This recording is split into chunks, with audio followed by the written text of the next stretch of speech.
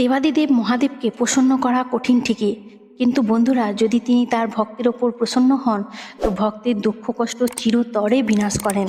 তাই বন্ধুরা এই শ্রাবণ মাসের প্রথম সোমবার কিছু এমন কর্ম করুন যাতে মহাদেব প্রসন্ন হন। প্রথমত, সোমবার গঙ্গা জলে দুধ ও কালো তিল মিশিয়ে মহাদেবকে অভিষেক করুন, এতে মহাদেব সহজেই প্রসন্ন হন। দ্বিতীয়ত, এই মাসে দরিদ্র মানুষ, ক্ষুধার্ত পশু পাখিদের অন্ন দান করুন, এতে দ্বিগুণ পুণ্য লাভ হয় আর দানী ব্যক্তি জীবনে সহজেই উন্নতি লাভ করতে পারে।